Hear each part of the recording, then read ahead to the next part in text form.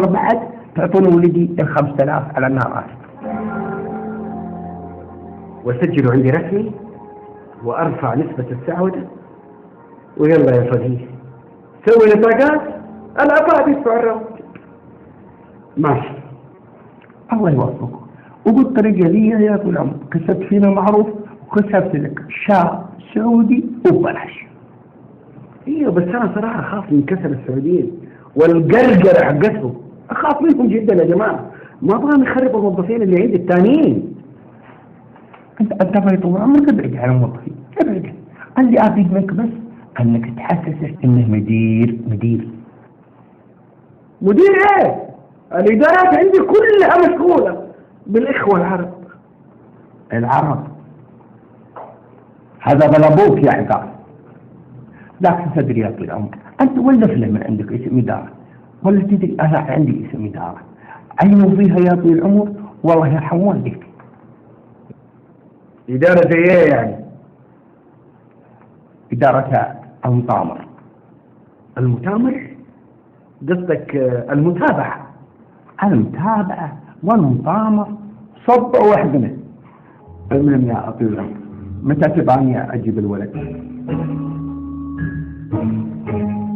حبيبي جورج، الإخوة العرب في الشركة هذه لهم معزة استثنائية ما في غيركم، بس الولد هذا موضوعه خاص، فيوز ودار بعفن في البيت من البطالة. انت لو شفت ابوه كيف يحكي ما تصدق الكلام هذا كله. حسسوه في البداية انه هو موظف، بعدين اسقطوه جنبوه، بس هو بالنسبة لي مكسب فيدا. ابوه هيدفع الراتب وفي الساعة ولو بطاقات اسمه مسجل رسمي يحميكم.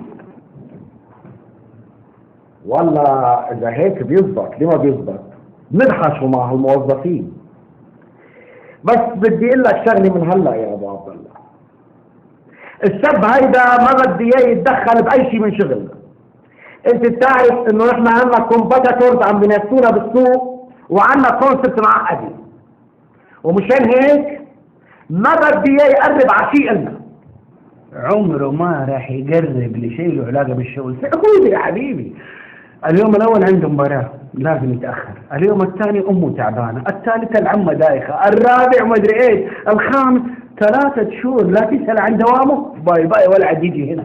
أعرفهم خبز يدي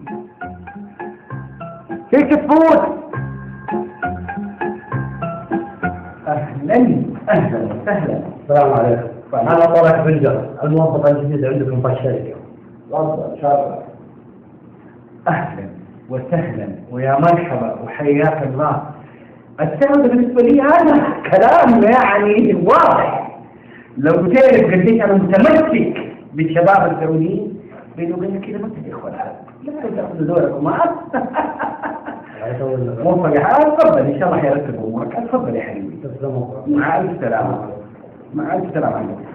3 أيام ها ولا شكر كفاية. تفضل. بدي هالحين انت بتدفع راتب كله للشركة 5000 عشان يعطونها ولدك، هذا دخلنا الوحيد.